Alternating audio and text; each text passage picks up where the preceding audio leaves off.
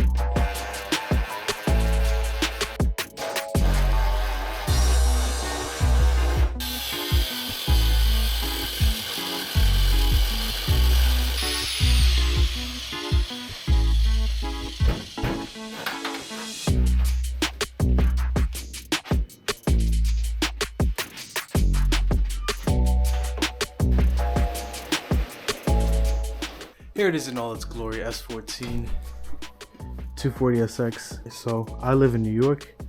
You can tell by the snow, and this is pretty good. I'll take it for S chassis.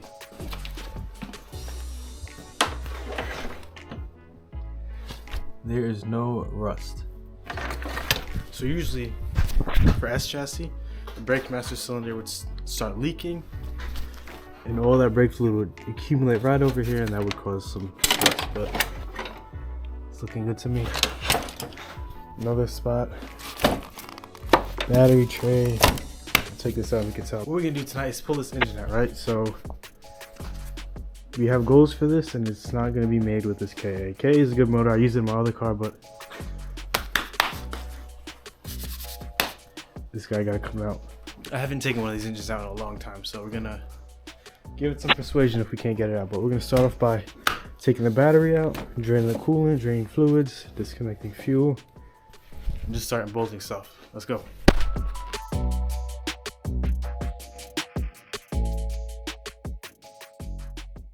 A couple hours later, making some progress. Radiator, condenser, all the stuff I want to keep to resell is out. And I have a box here of stuff that I'm reusing. It's not that full. AC line, radiator bracket, and some hoses. But I want to keep everything as one big unit to take out. I ended up taking off this manifold because I don't remember for KAs, but I think the manifold hits the steering intermediate shaft. But we're gonna find that out. It's about 1 a.m. I just ordered pizza too. So I don't know, I don't remember. So I took the manifold off just in case. So we're gonna continue in the morning. Hopefully this engine comes out tomorrow.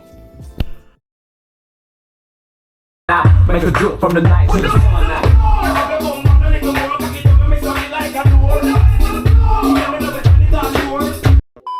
What's going on, guys? Day 2. Most of the engine is all settled up. If you ever pulled a KA engine before, the engine itself is held on by, there's a nut right over there. There's one on that side and one on that side, and that will take the engine out.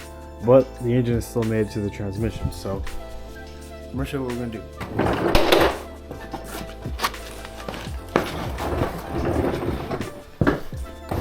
So looking under here, This is the transmission. So you can see that I drained it already. And the easiest way to take this out for me is just to take out these 4 bolts. 1, 2, 3, 4, and then the whole transmission will drop. Being that this is an automatic, right? You're gonna have an automatic shifter where you just shift into different gears. So you can tell this one's not working because I disconnected it. So for automatics, what you're gonna do, if you can see it, you can't see shit. For automatic, there's gonna be this linkage. So this is going up to that shifter column, right? And that's gonna be connected to this rod. So you're gonna remove a cotter pin. There's gonna be a cotter pin here. You're gonna take that cotter pin out, and that's gonna fall. So now your shifter is disconnected from the transmission. Back to these 4 bolts right here. What I'm gonna do is put something to prop this transmission up from having it from falling down when I undo all these bolts. Ideally, what I usually get is a concrete block and put a jack on it, but we're working with paint today.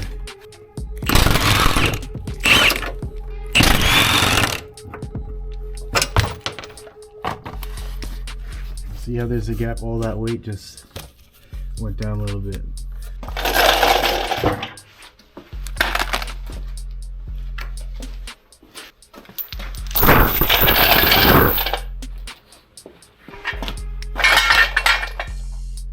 So we have an engine hoist, but we need a way to connect this to the engine hoist.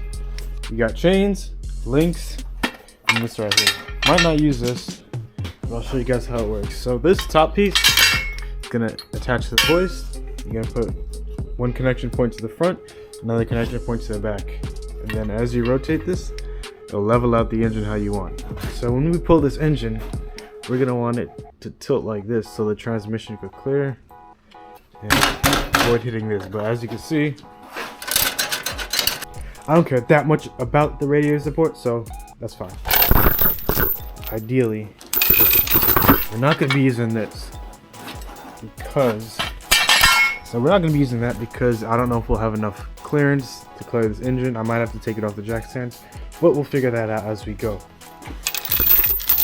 So the goal is to link this through here up onto itself, and we'll be using this as a lock to lock it, and it will hook up to the other side, if that makes sense. But I'm gonna go ahead and get this set up and I'll show you what it looks like. Okay, so we got the engine hoist on with the chain. I'll show you how I have it set up. So it's wrapped around the manifold and it has that link to lock it in place. With this guy, I ended up just putting the chain link over the stud and putting a nut on it, tightening it, and then on this guy. So when it comes to the bottom, as I start lifting this, the transmission is going to want to go down a little bit. You see it coming out? As I turn this, as I loosen this, and the transmission goes down, the drive shaft slips out. Okay.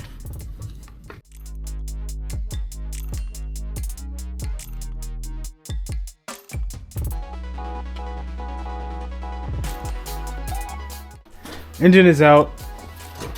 Everything went pretty smooth. Still got that little damage from before from the valve cover, but that's fine. Could bang that back out.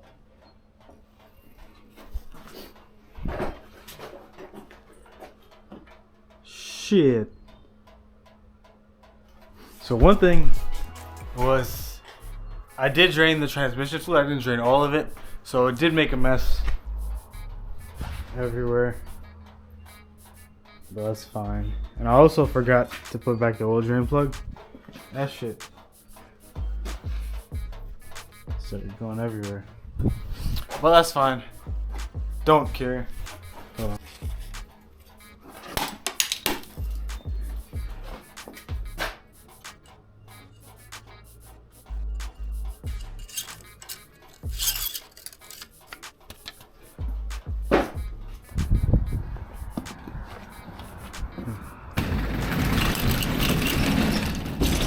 So that's it, guys. Engine is out.